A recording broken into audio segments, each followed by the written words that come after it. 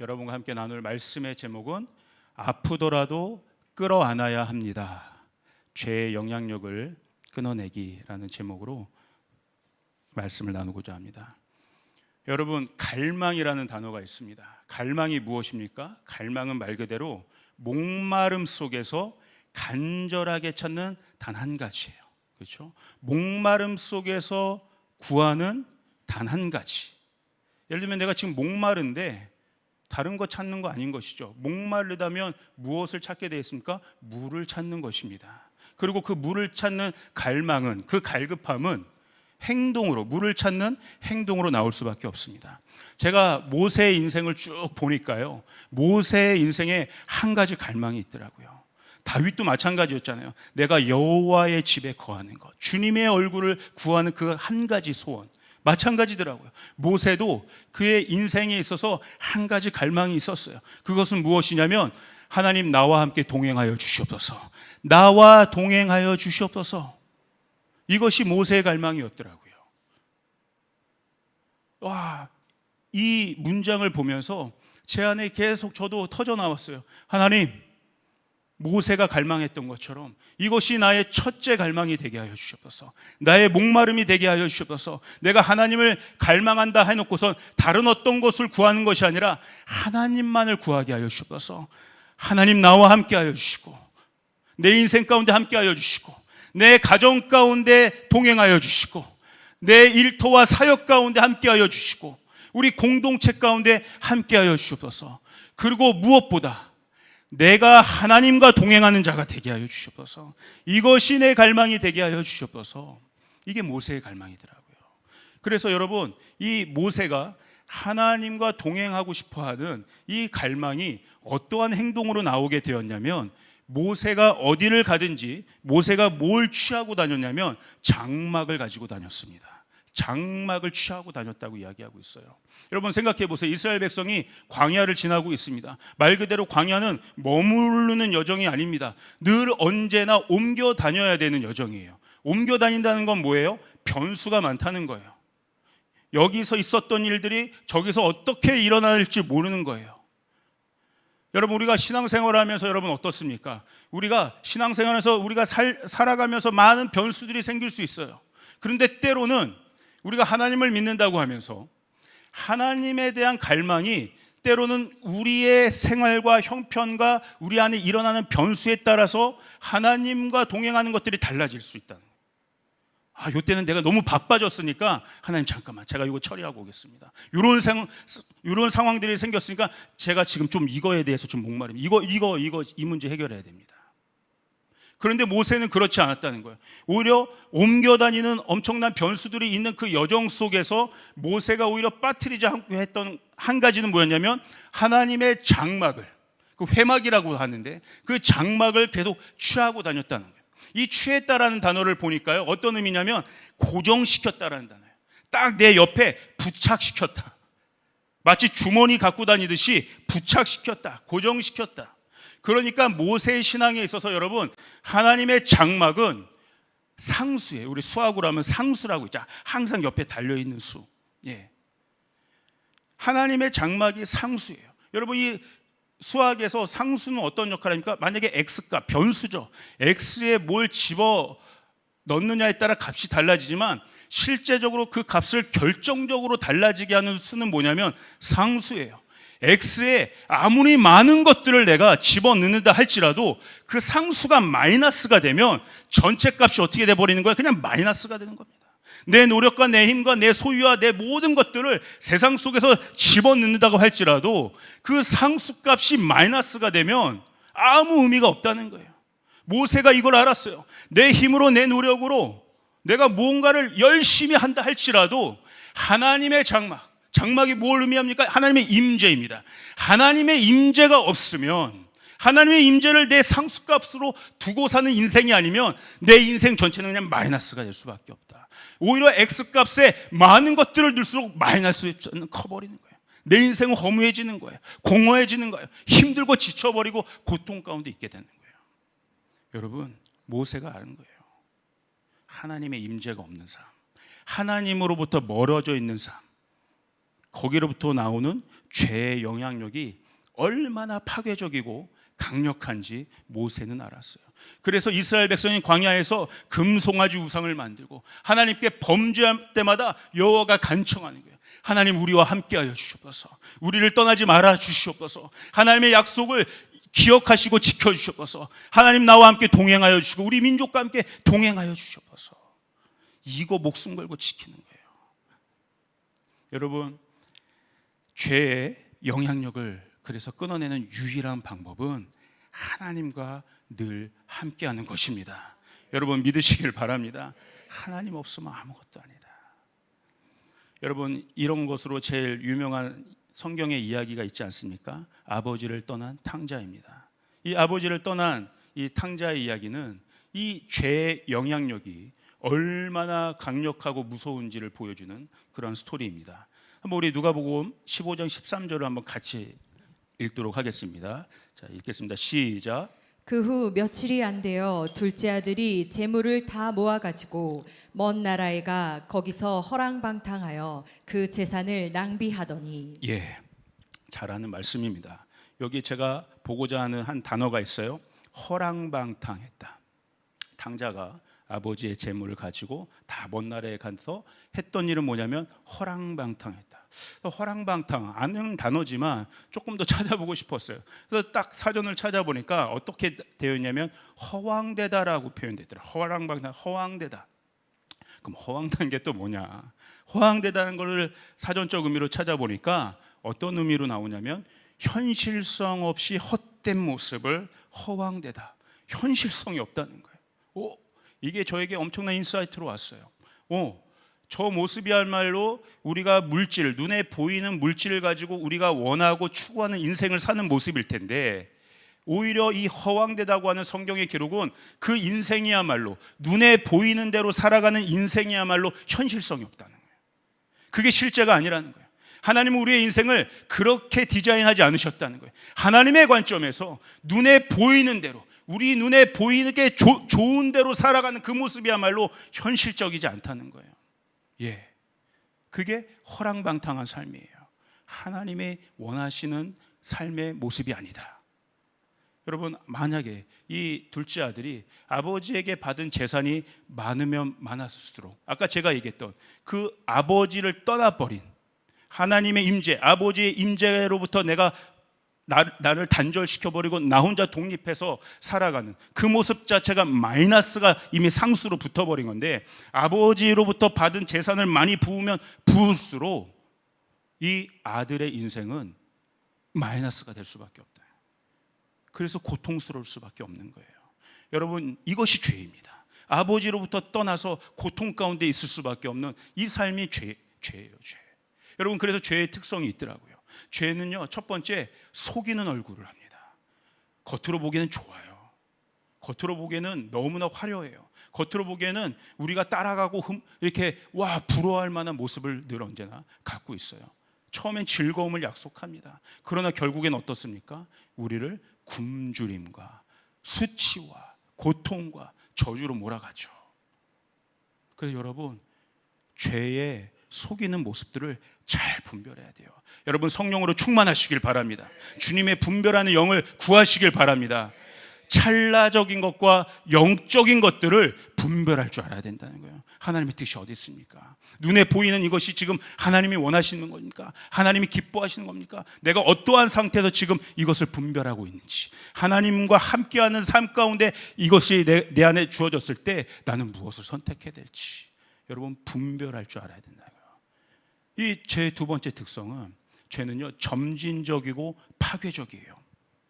여러분, 이 탕자가 아까 성경 말씀 보면 아버지의 재물을 가지고 허랑방탕해서 그 재물을 다 낭비했다고 나와 있어요. 낭비했다. 예.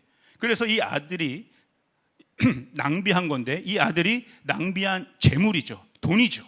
그 재산은 단순한 소비가 아니었어요. 왜냐하면 아직 우리가 읽진 않았지만, 이 아들이 아버지에게 유산을 요구했을 때, 그 재산을 요구했을 때 아버지가 그것을 분깃으로 주었습니다.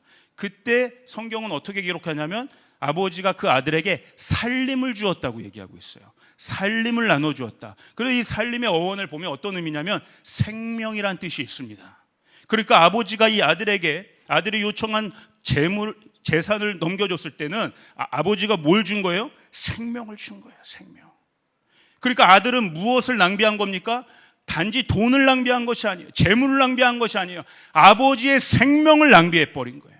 아버지의 생명을 낭비했다는 것은 내가 아버지와 연결되어 있는 생명인데, 나의 인생은 아버지, 나로 생명이 생명을 낳는 법 아니겠습니까? 나의 생명이 아버지로부터 온 것인데, 나의 삶의 뿌리가, 내 존재의 뿌리가 아버지로부터 온 것인데, 그 뿌리를 내가 잘라버리고 아버지의 생명을 내가 낭비해버렸다는 거예요. 소비해버렸다는 거예요. 없애버렸다는 거예요. 예. 그러니까 어떻게 돼요? 뿌리가 여러분 말라버리며, 뿌리가 단절되면 어떻게 됩니까? 서서히 그 나무 줄기와 잎 사이 모든 것들이 죽어갑니다. 시들시들해져 갑니다. 그러니까 여러분, 죄의 영향력은 이렇게 무서운 거예요. 처음에는 잘 몰라요. 그러나 내가 근본적인 생명과 단절돼 버리면, 뿌리와 단절돼 버리면 그 죄의 영향력은 우리 삶의 모든 구석구석까지 깊이 침투해서 우리를 마르게 한다는 거예요. 우리를 죽게 만든다는 거예요. 이게 죄의 아주 심각한 영향력이에요. 여러분, 중독이 그런 것 아니겠습니까? 처음에 술 한 잔, 두 잔 먹을 때는 모릅니다. 기분도 좋습니다. 그런데 그것이 쌓이고 쌓인다 생각해 보십시오. 내 육신을 망가뜨릴 뿐만 아니라 삶도 전혀 기능하지 못하도록 완전히 세상과 단절할 수밖에 없는 상태로 만들어버립니다. 이게 죄의 무서운 영향력이에요. 그래서 결국에는 어떻게 합니까? 결국에는 죄는요, 저와 여러분들이 원래 지니고 있는 그 존귀한 하나님의 형상으로서의 그 정체성, 그 하나님이 보시기에 심히 좋았다라고 말씀하시는 그 하나님의 원형의 디자인의 모습들을, 그 정체성을 완전히 상실하게 되는 거예요. 내가 원래 이런 존재가 아니었는데 나의 모습을 완전히 잃어버리게 되는 거예요. 그래서 여러분, 이 죄의 문제를 해결할 수 있는 유일한 방법은 무엇이겠습니까? 오직 아버지를 통해서만 가능한 거예요. 이 탕자의 죄의 뿌리가 아버지와 단절된 것부터 시작되었기 때문에 이 탕자의 죄의 문제를 해결할 수 있는 방법은 다시 아버지께로 돌아가는 것 외에는 해결 방법이 없다는 거예요. 아버지께 돌아가서 아버지의 생명과 나의 생명을 다시 연결시키는 것을 통해서만 내가 살아날 수 있다는 거예요. 예수님도 그렇게 말씀하시지 않습니까? 포도나무에 젖붙여 있지 않으면 열매를 맺을 수 없다. 그건 살아있는 것이 아니다. 사랑하는 우리 조이풀 가족 여러분, 오늘 이 예배가, 오늘 이 시간이 여러분이 다시 한번 생명나무 대신 주님께 젖붙이는 시간이 되기를 주님으로 축복합니다. 예, 이게 회개예요. 이게 회개예요. 다시 뿌리로 돌아가는 것, 아버지께로 돌아가는 것, 다른 방법은 없어요. 다른 방법은 없어요. 여러분, 하나님은요, 어떠한 그 동기가 됐든지 간에 일단 주님 앞에 돌아오기를 원해요. 그냥 그 이유가 먹고 사는 문제 때문이라도 여러분 일단 아버지께 돌아오시길 바랍니다. 육신의 질병 때문이라도 여러분 아버지께 돌아오시길 바랍니다. 타는 듯한 목마름 때문에 오시면 되는 거예요. 계시록 22장 17절에 이런 말씀 있잖아요. 예, 제가 한번 이야기해 볼게요. 성령과 신부가 말씀하시기를 오라 하시는도다. 듣는 자도 오라 할 것이요, 목마른 자도 올 것이요, 또 원하는 자는 값없이 생명수를 받으라 하시더라. 아멘. 돌이켜서 아버지께로 오면, 여러분의 뿌리가 지금 젖어 있지 않습니까? 여러분의 뿌리가 메말라 있습니까?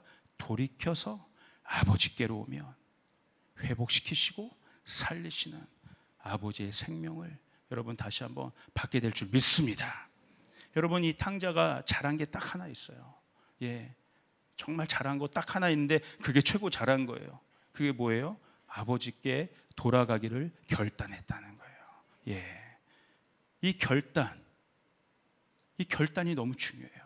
나는 지금 아무것도 아닌 것 같지만, 내 상황과 환경은 무너져 있는 것 같지만 다시 아버지를 생각하는 것, 내가 아버지께 돌아가기로 결단하는 것. 여러분, 탕자는 어떤 마음으로 아버지께 돌아가고 싶었어요? 그냥 당당한 모습으로 돌아갈 수가 없었어요. 아버지, 나를 종의 한 명으로 아버지의 아들이라고 제가 다시 부를 자격이 없습니다. 그냥 죄인처럼, 그냥 종의 품꾼의 하나로 나를 다시 여겨주십시오. 그런 비천한 마음으로 자신을 여겼는데, 그럼에도 불구하고 중요했던 건 뭐예요? 아버지께로 돌아가기로 결단했다는 거예요. 그 결단이 없었으면 그 놀라운 회복이 없었겠죠. 그 결단. 그리고 또 중요한 게 무엇입니까? 결단했다면 그것으로 끝나는 것이 아니에요. 한 발을 떼는 것이에요. 탕자가 가장 잘한 게 그거예요. 결정하고 한 발을 떼었다. 우리의 신앙이 여기까지 가야 돼요. 결단들은 많이 하는 것 같습니다. 결심들은 많이 하는 것 같습니다. 주의 제단 앞에 나와서도 하나님 다시 한번 나를 회복시켜 감사하고 주님이 필요합니다. 주님 이렇게 하겠습니다라고 하는데, 저 문 밖을 나가면 세상이 다 만만치 않거든요. 만만치 않거든요. 다시 그 발걸음 하나를 떼는 게 너무 중요하더라고요. 쉽지 않더라고요. 저도 상담을 하다 보면 이런 상담들이 많은 것 같아요. 청년들도 목사님 어떻게 해야 할까요? 어떻게 해야 될까요? 그래, 이렇게 해보자. 예, 목사님 그렇게 해보겠습니다 라고 했는데 또 찾아와요. 너 그렇게 한 발 뜨니? 아직 못하고 있습니다. 목사님 어떻게 해야 될까요? 이 두려움이 찾아오고 저 두려움이 찾아오고. 아니 괜찮아, 이제 한 발 뛰면 돼. 아니 목사님, 제가 어떤 사인이 필요합니다. 저런 사인, 이런 사인. 결단만 하다 끝나더라고요. 아니, 이제는 한 발을 떼.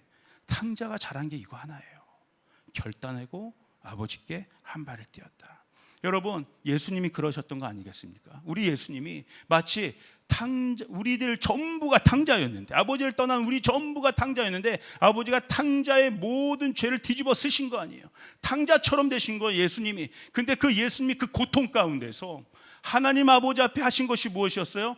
하나님, 이 잔을 내게서 옮겨 주시옵소서. 그러나 내 뜻대로 마시고 아버지의 뜻대로 하시옵소서. 내가 아버지 뜻을 따르겠나이다. 아버지의 뜻을 따르겠다고 결단한 거예요. 그리고 무엇을 하신 거예요? 실제로 십자가를 지시고 한 걸음을 떼신 거란 말이에요. 이 오늘 결단과 믿음의 한 걸음이 오늘 우리의 삶 가운데 이루어지는 여러분 되기를 주님을 축복합니다. 아멘. 예, 이거예요. 다시 모세가 이동할 때 주의 장막을 내가 가지고 가겠다. 주의 임재의 장막을 내가 가지고 가겠다. 예, 이 결단과 행동이 중요한 거예요. 여러분, 이렇게 아들이 돌아왔을 때 우리가 잘 알다시피 아버지는 멀리서 오는 아들을 보자마자 달려나가서 와락 껴안았습니다. 우리 이 감동적인 장면은 한번 읽어보고 싶습니다. 누가복음 15장 20절 말씀입니다. 읽겠습니다. 시작. 이에 일어나서 아버지께로 돌아가니라. 아직도 거리가 먼데 아버지가 그를 보고 측은히 여겨 달려가 목을 안고 입을 맞추니. 예, 아시는 대로 여러분, 이것이 어떻게 단순히 반가움의 포용이겠습니까? 이 아버지의 끌어안음은요, 그냥 단순한 포옹이 아니었어요. 제가 이 장면을 볼 때 제가 느껴지는 건 뭐냐면, 아버지가 이 아들을 목을 안고 끌어안고 입을 맞췄을 때 그것은 아들을 반가워서 단지 끌어안는 것이 아니고요, 이 파괴적으로 침투하고 확장되었던 이 모든 아들의 죄를 다 끌어안으신 거예요. 아들의 모든 죄성을 다 끌어안으신 거예요. 그리고 죄를 묶어버리신 거예요. 아들 안에 있었던 모든 더러운 죄들을 묶어버리신 거예요. 그리고 아버지 안에 있는 생명을 아들에게 나눠주시는 거예요. 아들과 연결시키고 있는 거예요. 그 아들을 존재적으로 회복시키고 살리시는 거예요.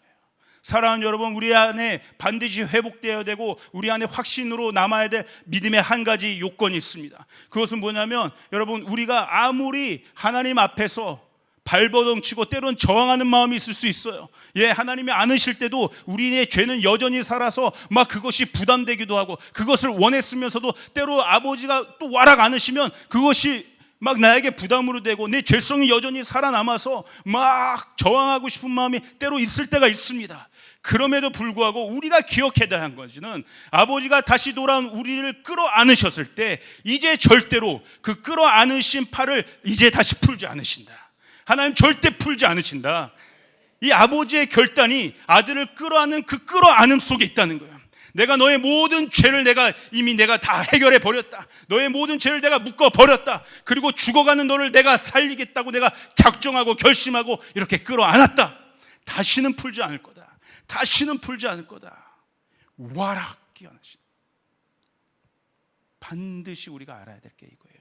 여러분, 우리가 믿는 예수님은 그런 예수님이에요. 우리가 믿는 예수님의 십자가는 바로 그런 십자가예요.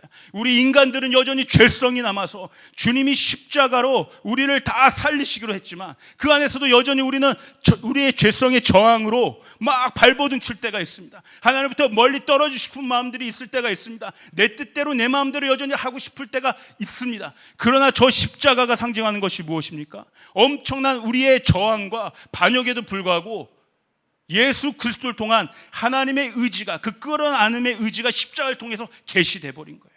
십자가가 그런 거예요. 내가 우리 인류를, 내가 사랑하는 모든 인간들을 내가 끌어안겠다. 다시는 이 팔을 풀지 않겠다. 어떻게까지요? 아들을 죽이기까지. 아들을 죽이기까지. 사랑하는 여러분, 그러므로 우리가 바라보는 저 십자가를 통해서 하나님께서 우리를 끌어안으시는 그 강력한 사랑의 포옹을 여러분 날마다 경험하시길 바랍니다. 예, 저 십자가는 2000년 전의 과거의 십자가가 아니에요. 여전히 오늘을 살아가는 저와 여러분을 향해 팔을 벌려 안아주시고 그 팔로 꽉 포옹해 주시는 하나님의 사랑의 팔인 줄 믿습니다. 아멘. 그래서 예수님이 그렇게 얘기하셨어요. 누가복음 22장 31절 32절 한번 같이 읽어볼까요? 읽겠습니다. 시작. 시몬아 시몬아 보라 사탄이 너희를 밀가부르듯 하려고 요구하였으나 그러나 내가 너를 위하여 내 믿음이 떨어지지 않기를 기도하였노니 너는 돌이킨 후에 내 형제를 굳게 하라. 아멘. 예, 32절 말씀 중요해요. 계속해서 사단이 계속 우리의 죄성을 건드리려고 하는데 밀가부르듯 하듯이 우리를 하나님으로부터 멀리 떨어지게 만들려고 하는데 주님이 베드로에게 약속하시는 거예요. 내가 너를 위해 기도하겠다. 내가 너를 위해 중보하겠다. 그 믿음이 떨어지지 않기를 내가 기도하겠다. 그때 이 기도한다라는 게 바로 그런 겁니다. 내가 주님이 직접 베드로에게 와서 묶어버리는 거예요. 단단히 베드로를 예수님께 고정시켜 버리는 거예요. 내가 단단히 너와 함께 나를 너에게 묶어버리겠다. 네 믿음이 떨어지지 않도록, 네가 휩쓸려 내려가지 않도록, 네가 나로부터 멀리 도망가지 못하도록 내가 너를 묶어버리겠다. 와, 이거 강력한 표현 아닙니까? 이게 주님이 우리를 위해서 기도하신다는 거예요. 지금도 주님은 하늘 보좌 우편에서 여러분 우리를 위해 강력하게 기도하시고 중보하시는 중보자이신 줄 여러분 믿으시길 바랍니다. 주님의 기도가, 주님의 중보가 오늘 우리를 하나님의 사랑의 끈으로 묶어버리시는 거예요. 묶어버리시는 거예요. 강력한 거죠. 우리를 책임져 주시는 거예요. 그래서 여러분 저 십자가는 우리를 안으시고 끌어안아 주시는 저 십자가는요 뭐예요? 예수 그리스도의 십자가는 아버지께로 우리를 인도하는 다리 역할을 하잖아요. 브릿지예요, 브릿지. 여러분 다리를 한번 생각해 보시기 바랍니다. 브릿지를 한번 생각해 보시기 바랍니다. 브릿지는요 단순히 여기 지점과 여기 지점을 그냥 이어놓은 구조물이 아니에요. 보기 좋으라고, 아름답게 보기 좋으라고 만든 것이 브릿지가 아닙니다. 실제로 다리의 역할은 뭡니까? 사람들이 그 브릿지, 다리를 실제로 밟고 지나가야 의미가 있는 길인 거죠. 예. 거기를 지나다니는 사람이 없다면 그 다리가 무슨 소용이 있겠습니까? 실제로 다리를 밟고 지나다니는 사람을 위해서 만들어 놓은 길이에요. 근데 여러분 생각해 보세요. 저 십자가가 다리라면 저 십자가 다리 위에 새겨진 발자국은 무엇이겠습니까? 우리 인류의 모든 죄와 저주와 고통과 상처의 발자국들이 저 십자가라는 다리 위에 밟혀져 있는 거예요. 그래서 여러분 브릿지가 된다는 것은, 다리가 된다는 것은 스스로 깔리고 짓밟힌다는 것을 의미합니다. 예, 저 브릿지가 되는 건 아름답게 만들어졌다 할지라도 브릿지가 되는 일은 여러분 결코 폼나는 일이 아니에요. 고상한 일이 아닙니다. 엄청난 자기 희생과 치열한 싸움이 필요해요. 그래서 브릿지는, 다리는 위험과 고통을 감수해야 합니다. 예.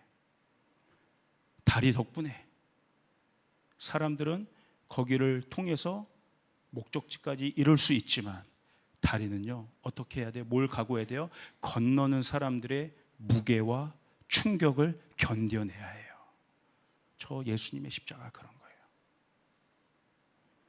나 같은 죄인의 어마어마한 죄의 무게와 그 죄의 총량들을, 그 사망의 무게를 예수님이라는 십자가의 브릿지가 견뎌내신 거예요. 받아내신 거예요.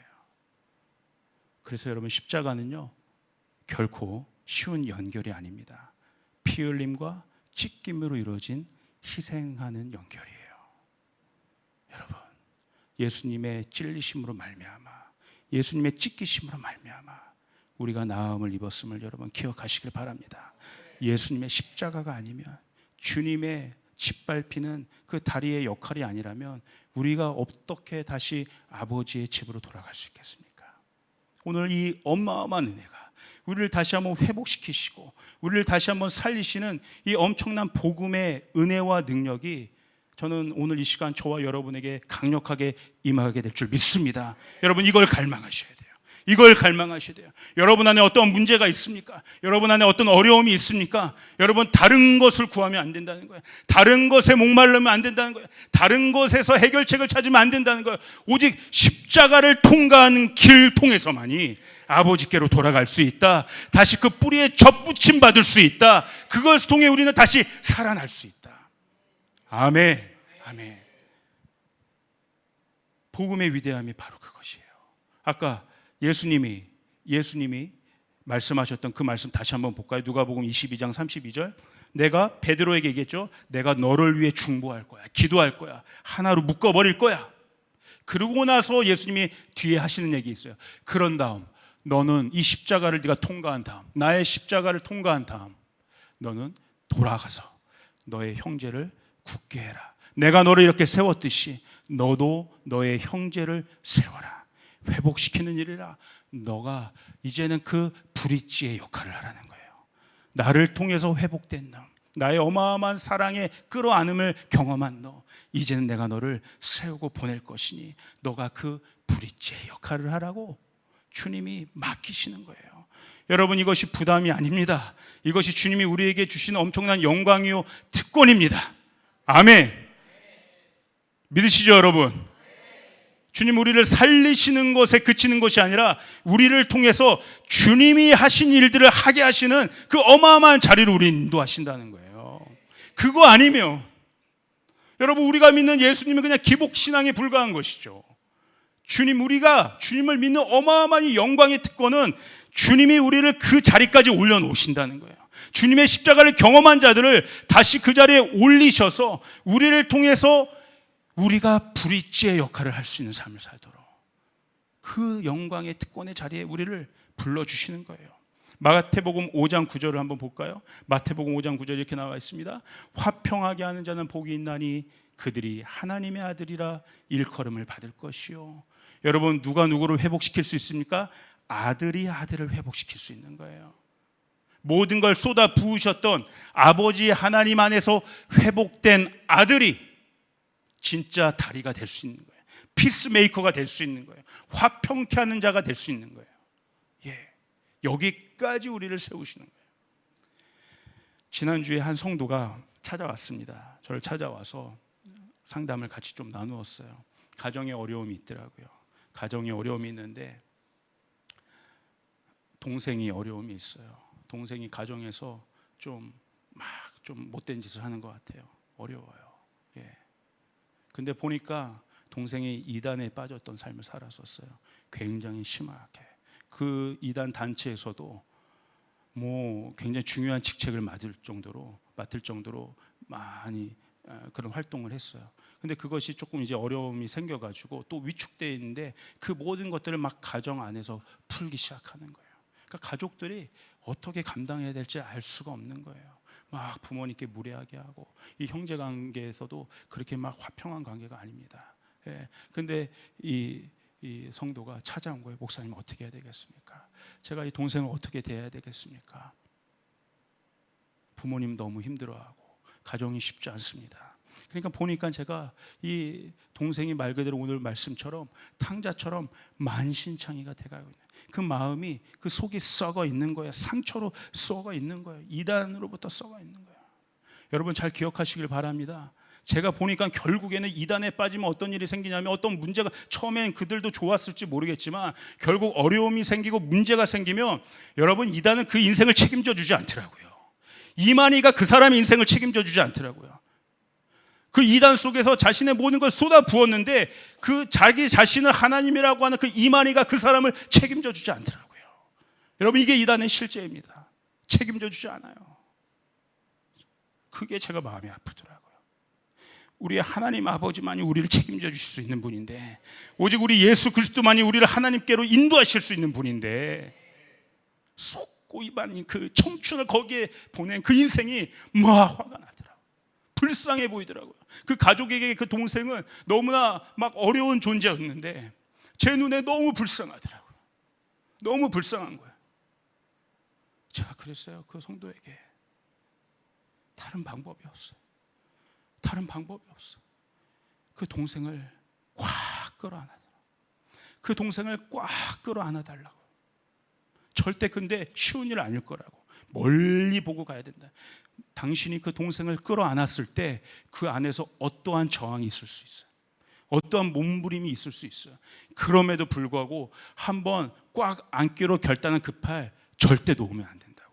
그 동생이 막 심한 말을 막 내뱉을 수도 있어요. 원망과 쓴뿌리들이 막 터져 나올 수도 있어요. 그러면 우리 안에 어떤 생각이요? 야, 내가 너를 어떻게 지금 하고 있는데 네가 그렇게 할 수, 또 우리 인간적인 섭섭함이 있을 수 있어요. 막 포기하고 싶을 수 있어요. 내려놓고 싶을 수 있어요. 같이 막 맞받아치고 싶은 마음이 여기로 또 올라올 수도 있어요. 그러면 절대 안 돼.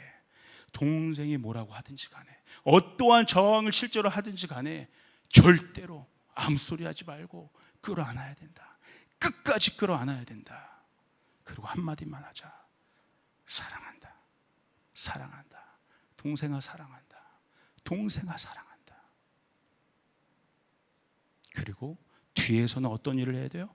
그 동생을 사로잡고 있었던 악한 영에 대해서는 우리가 예수의 보혈을 강력하게 선포하면서 그 영이 완전히 떠나가도록, 그 영이, 그 죄에 모든 묶여있던 모든 영들이 완전히 떠나갈 수 있도록, 그 동생이 완전히 예수 그리스도의 복음 안에서 다시 자유함을 얻고 살아날 수 있도록 우리는 강력하게 대적기도 하고 예수의 보혈을 선포해야 된다. 그러나 동생과 만났을 때는 동생과 대적하면 안 되고 끌어안아야 된다. 그랬더니 그 얘기를, 그 성도가 눈물이 글썽글썽 하더라고요. 목사님, 제가 중요한 것을 깨달았습니다. 동생을 생각했지만 생각해보니 저도, 저희 가족도 동생에게 사랑한다라는 말은 한 번도 해보지 못했던 것 같습니다.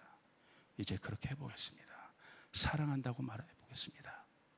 그리고 목사님, 이제 깨닫게 되었습니다. 제가 이 교회에 와서 사실 많은 은혜를 받았는데 제가 왜 리더까지 세워져 있었는지 처음에 해석되지 않았습니다.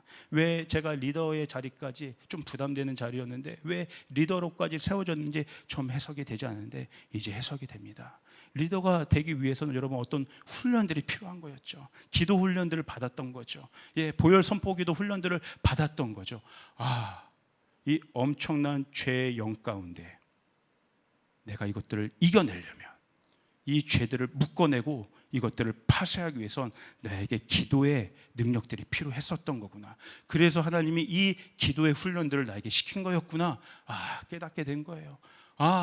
하나님이 나를 리더 되게 하신 건 결국 리더는 목자의 영이 필요한 것인데 그 한 영혼을 끌어안는 일이, 끌어안고 책임지는 일이 바로 리더인데, 하나님이 나를 리더로 세우셔서 그 한 사람을 끌어안기 위해서, 결국 내 동생을 끌어안게 하기 위해서 하나님이 나를 세우신 거구나.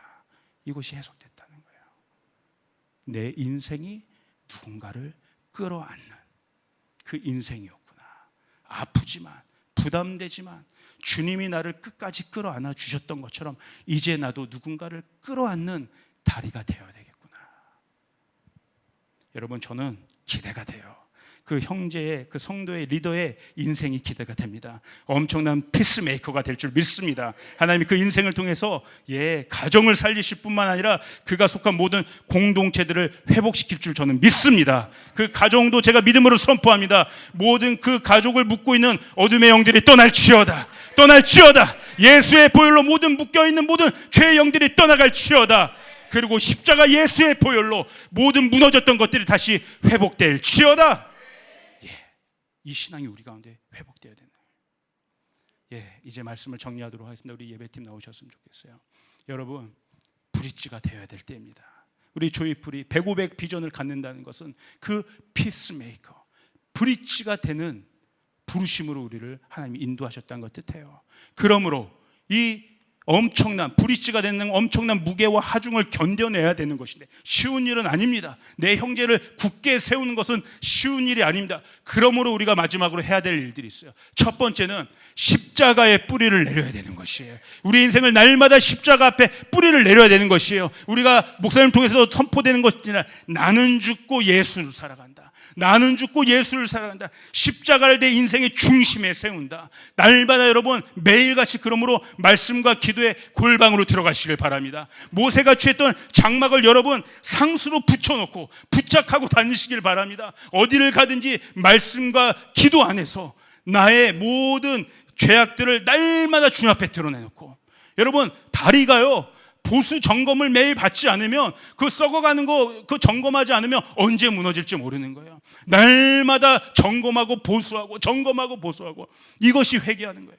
단지 내가 뭘 잘못해서만이 아니라 내가 브릿지로 살아가는 인생이 되기 위해서, 누군가의 무게, 삶의 무게를, 인생의 고통을 받아내기 위해서 내가 날마다 나 자신이 주님 앞에 나아가 보수하고 점검하는 일들을 해야 된다는 것이에요. 보혈의 능력으로 내 안에 있는 모든 죄들을 묶어버리고 주님의 사랑으로 여러분 이기시기를 바랍니다. 두 번째가 성령의 능력으로 무장해야 된다는 거예요. 이게 뭐예요? 하나님의 전신갑주를 하나님의 전신갑주, 하나님과 동행하는 거예요. 하나님과 동행하면서 하나님의 생각과 하나님의 마음과 하나님의 뜻을 나의 마음과 나의 뜻과 연결시키는 거예요. 동기화시키는 거예요. 여러분 우리가 예배 시즌이 지금 선포되고 있지 않습니까? 여러분 이 예배가 너무나 중요한 것은 무엇이냐면, 우리가 예배의 대상인 하나님을 높여드릴 때, 하나님의 이름을 온전히 하나님에게 올려드릴 때, 그 존귀하신 하나님을 우리가 온전히 예배할 때 어떤 일들이 생겨요? 하나님과 나와 막혔던 그 통로들이 뚫리게 된다는 거예요. 연결되게 된다는 거예요. 우리가 하나님을 위로 이렇게 올려드릴 때 하나님 가만히 계시겠습니까? 그 연결된 통로를 통해 하나님의 권세와 권능을 우리 가운데 부어주신다는 거예요. 하나님께 있는 모든 좋은 것들을 우리에게 부어주신다는 거예요. 우리가 하나님을 예배하면 하나님 우리를 강하게 하십니다. 우리에게 힘을 주십니다. 우리에게 필요한 힘과 능력과 지혜를 허락하여 주십니다. 우리가 활동할 수 있도록, 살아갈 수 있도록 이 땅에서 필요한 재정들도 부어주시는 것입니다. 우리가 하나님과 연결될 때, 성령의 능력으로 무장될 때 하나님이 우리에게 부어주시는 거죠. 여호와의 7영이 오늘 우리 가운데 부어지게 될 줄 믿습니다. 아멘. 세 번째는 공동체적인 지지대를 만드는 거예요. 여러분 다리가 있지 않습니까? 다리가 그냥 있지 않습니다. 이렇게 다 지지대가 있지 않으면, 지지대에 버티는 줄들이 묶여 있지 않으면, 그 기둥들이 있지 않으면 여러분 그 다리는 아무리 멋있게 지어져도 무너질 수밖에 없어요. 하중이 약해요.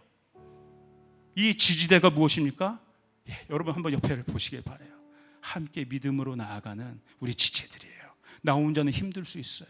나 혼자는 어려울 수 있어요. 그러나 우리가 함께 할 때, 서로 기도를 요청하고 넘어진 자를 함께 세우고 섬기고 돌볼 때 스물에서 그 일들이 일어나고, 우리 가정 안에서 그렇게 일어나고. 저 잠옷실에 엄마들이 어떻게 버티는지 아세요 여러분? 혼자 저 잠옷실에서 예배드리려면 아마 못 드렸을 거예요. 뛰쳐나왔을 거예요. 근데 나만 이런 게 아니네, 나만 지금 이런 힘든 지금 예배를 드리는 게 아니네, 함께하는 지체들이 있네, 이런 상황에서 함께 기도하는 지체들이 있네. 서로를 볼 때마다 힘이 나는 거예요. 여러분 우리의 코이노니아가, 우리의 스몰이, 우리의 공동체가 너무나 중요해요. 지지대 역할을 하는 거예요. 여러분 공동체 가운데로 깊이 들어가시길 바랍니다. 여러분의 만남 속으로 여러분 부담되는 게 아니에요. 우리를 살리는 모임이에요. 그리고 마지막 비전을 여러분 분명하시길 바랍니다. 비전. 다리는요 그냥 건너가게만 하는 것에 목적이 있는 건 아니에요. 어떤 목적이에요? 목적지로 정확하게 연결시켜주는 거예요. 목적지로 정확하게 연결시켜주는 거예요. 목적지로 엉뚱한 데 연결시켜주면 안 됩니다. 정확한 목적지를 향해 연결시켜주는 게 다리예요. 우리가 다리가 되려면 우리가 가야 될 목적지가 어디인지 분명히 우리가 알아야 된다는 거예요. 그게 비전이에요. 여러분 100, 500의 비전을 여러분의 비전으로 삼으실 때 하나님이 우리 인생을 온전한 길로 인도하게 하실 줄 믿습니다. 이게 우리가 복받는 길이에요. 교회의 비전이 나의 비전이다. 날마다 그 비전을 선포하시길 바라요. 내 상황과 환경이 어려워도 목사님 저는 비전을 아직 꿈꿀 만한 그런 환경이 아니요. 제가 얘기했잖아요. 비전이 오히려 우리를 일으킨다고, 비전이 우리를 만들어 간다고, 우리에게 필요한 능력들을 준다고. 어저께 저도 말씀 마지막 이렇게 여기 이렇게 기도하는데 밤에 한 청년이 예배팀 연습이 끝난 한 청년이 저 옆에 왔어요. 목사님 잠깐 옆에 앉아도 돼요? 지난주에 청년들이 여기 또 광장에 나가서 전도했거든요.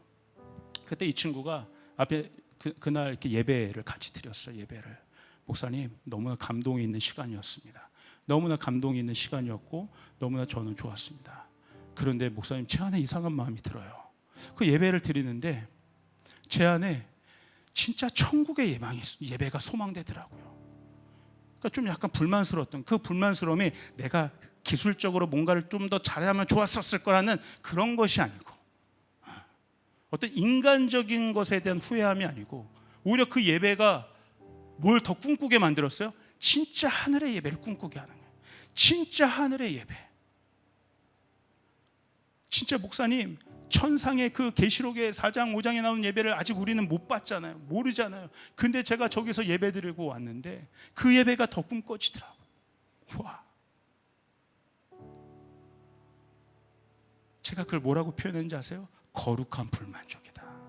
하나님 나라를 향한 거룩한 불만족. 이만하면 대치가 아니라, 하나님, 제가 더 목마릅니다. 하나님 나라를 위해 저희가 더 막 제 안에 탄탄 갈증이 있습니다. 하나님, 제가 더 꿈꾸게 하여 주셔서, 주님의 비전을 더 보게 하여 주셔서, 거룩한 불만족.